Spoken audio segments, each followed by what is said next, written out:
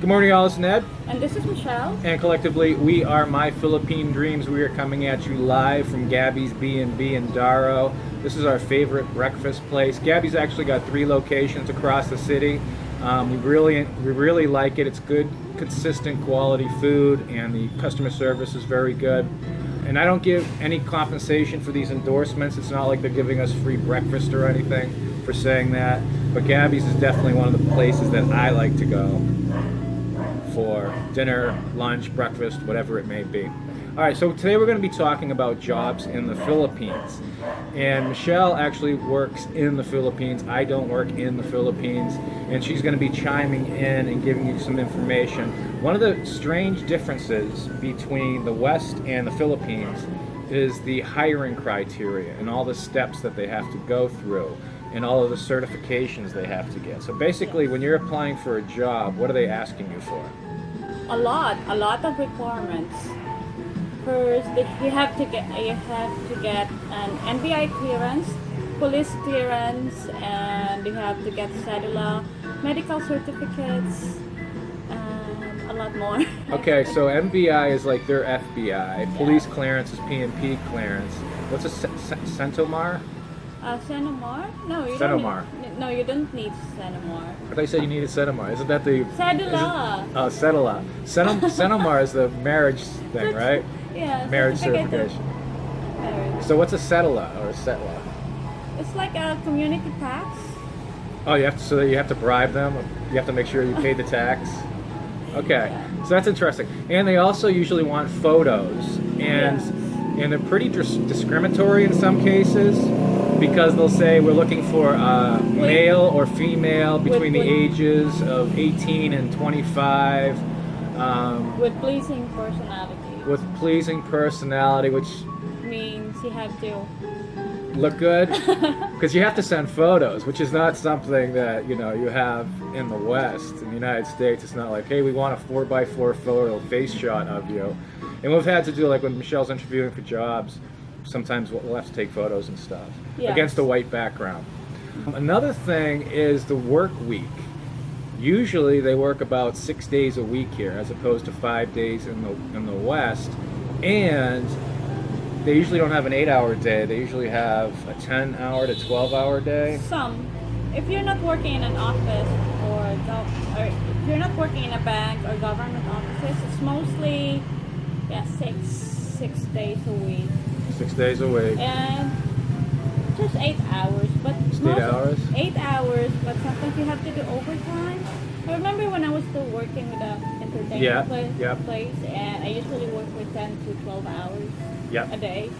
Just so you're getting some overtime. Did they ever give you your final check for that?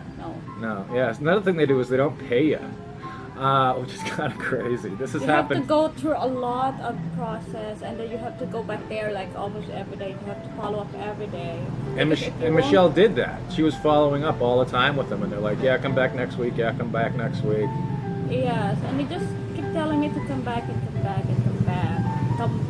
And it's a waste of time going there, and all they do is just laugh and talk, and they're just being mean. I mean, the other officers, I just don't like it. It's really mean, and they laugh at you. And this is World of Fun. This is supposed to be a fun place for the family and kids, and they're just mean. I remember that. That's not cool. Yeah, one of our. Not cool, World of Fun. One of the branch officer was interviewing someone, and after that person left, she laughed at him because he's ugly, according to her. So I just really find it really mean. Wow. Yeah. You've never heard that, right? That's horrible. Yeah, okay, so there's some pretty significant differences. And the types of jobs here, like we see a lot of people, you see a lot of Filipinos when you're in the Philippines working in the service sector. You see a lot of the dongs and dies, the young men and young women working in Robinsons and Kangs and Lee Plazas, SRs, all different kinds of places. And they're usually working 6 days a week. Yeah. And a lot of times they're the sole providers for the family. So a lot of times they're the sole breadwinner. I've talked to a number of them. And they're paying less.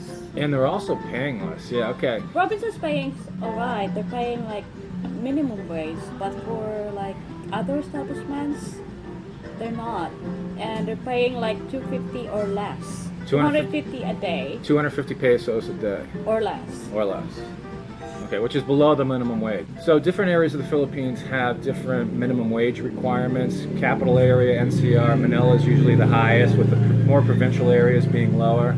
But yeah, there's even a case here. There's a employer in Dumaguete where they put them on probation for the first month, and they have to come in 6 days a week, work 8 to 12 hours a day, and if they don't pass probationary period, they don't get paid, which is pretty crazy. That's something that I've never experienced.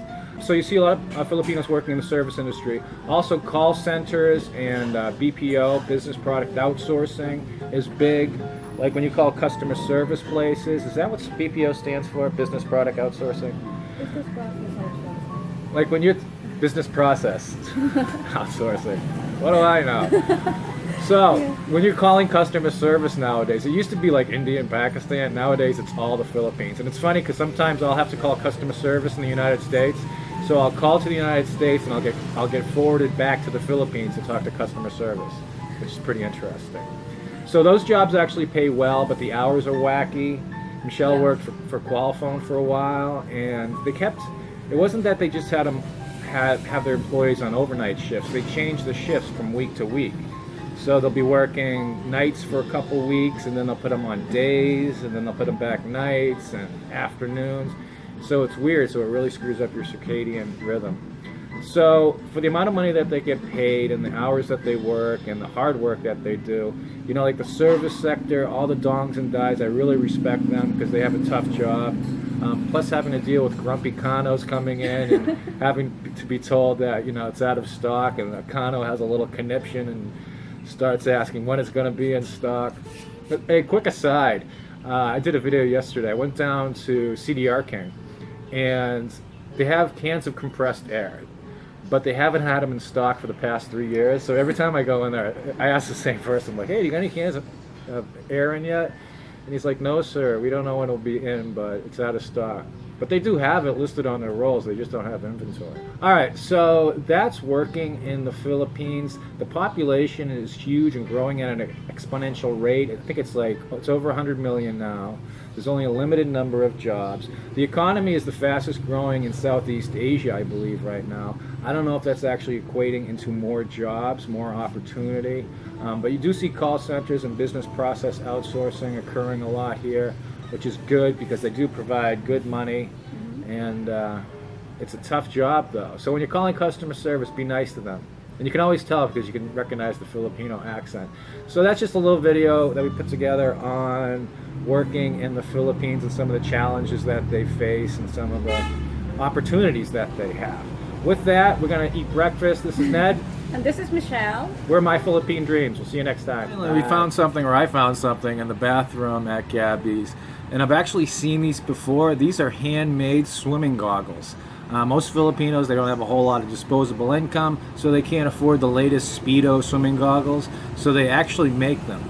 And the lenses are made simply from glass, and they got some rubber stuff in here to seal it. And the frame here is made of wood, and it's really quite ingenious. And of course, the rubber is basically just motorcycle tire that they resource, and it's got a little piece of string holding it together. So the ingenuity, the Phil-genius of things that you sometimes see in the Philippines is pretty cool. That's it.